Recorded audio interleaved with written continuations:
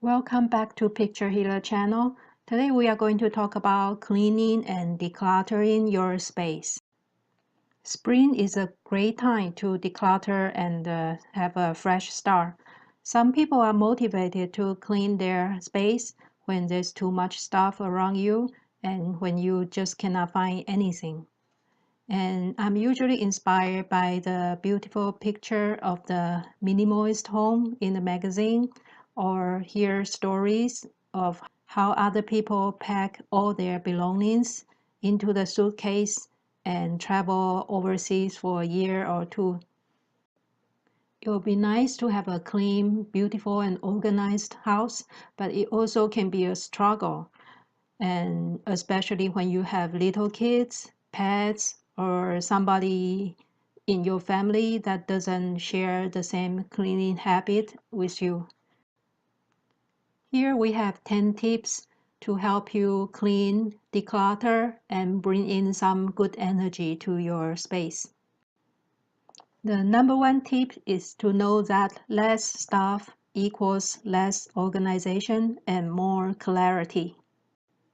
So before we start cleaning and dusting, we should look at the big pictures. The first question to ask is, can we let go of most of the stuff we own? Do we want to keep them even though we barely use them? You might have heard of Marie Kondo's book, The Life-Changing Magic of Tidying Up. That concept is the easiest way to keep your house clean. If you own less stuff, you have less to clean and organize. If you are not using some items on a regular basis, maybe it's time to let it go. For some people, letting go is very difficult. You might have to dig deeper to see why you want to keep it, even though you don't need it. The tip number 2 is to donate, sell, recycle, and reuse. After you decide what to keep, the rest of stuff can be distributed to people who can appreciate and use it. Discard the broken and worn out pieces and donate or recycle the usable ones. Use donation box, charity, or give to your friends who can enjoy the items. Some items you can sell online or locally, such as eBay, Craigslist, or secondhand stores.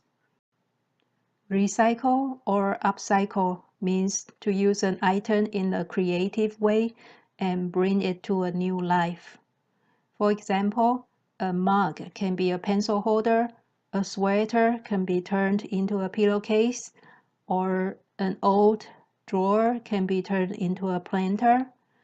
And there's a lot of ideas online, such as Pinterest or YouTube. You can find the ideas if you don't mind a little bit tinkering. Tip number 3 is capsule wardrobe and a capsule everything. I love the concept of a capsule wardrobe. So you keep a small quantity of clothing and they all match one another and reflect your own style. It saves the closet space and saves the headache to find a matching outfit and save money from constant buying new garments. The key is to edit your collections according to the season and personal taste regularly. Because you own less pieces, you can go for good quality that lasts long. We can apply the same capsule concept in everything we have in the house. For example, our book collection, our makeup or body care collection, our kitchen appliance, our hobby supplies, electronics, toys, and so on. When we can reduce our collection to a manageable size, we feel calmer and more in control. Tip number 4 is not to compare ourselves with what other people have, but to know what you truly love.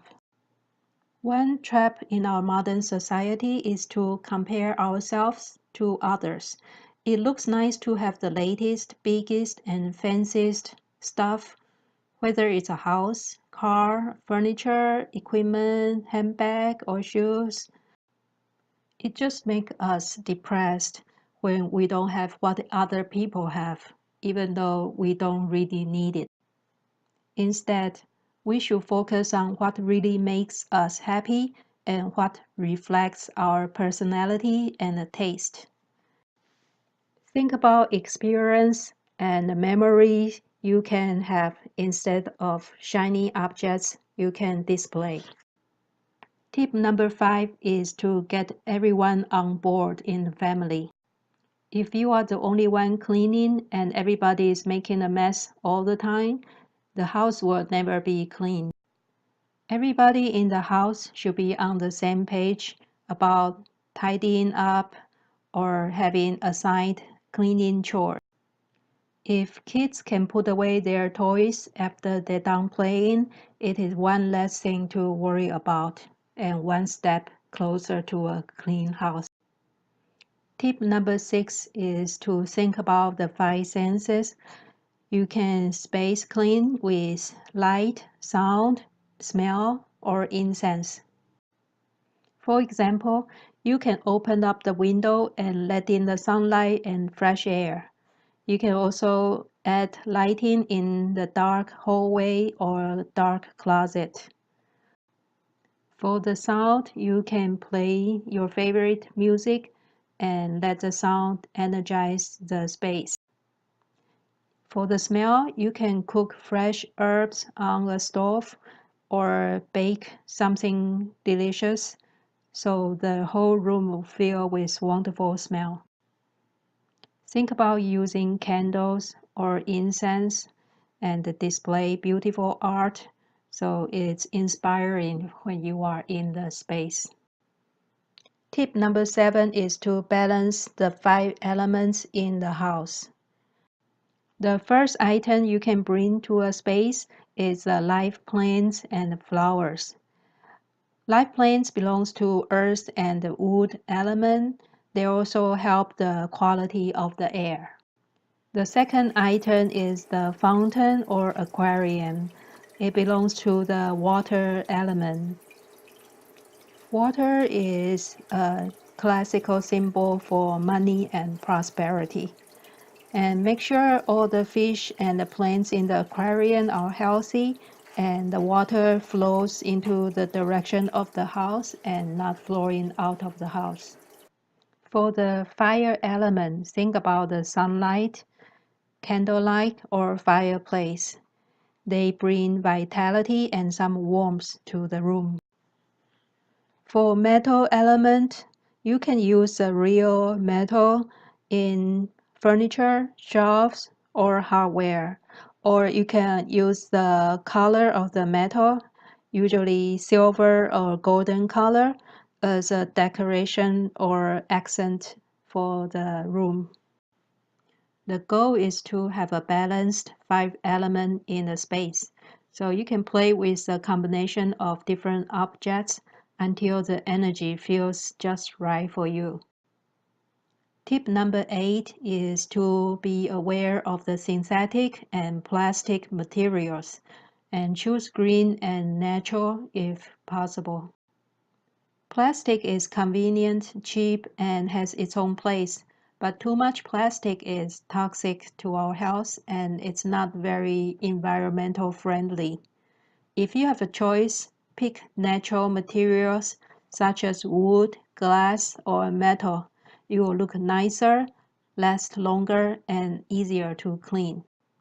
I switched most of my kitchen containers to glass.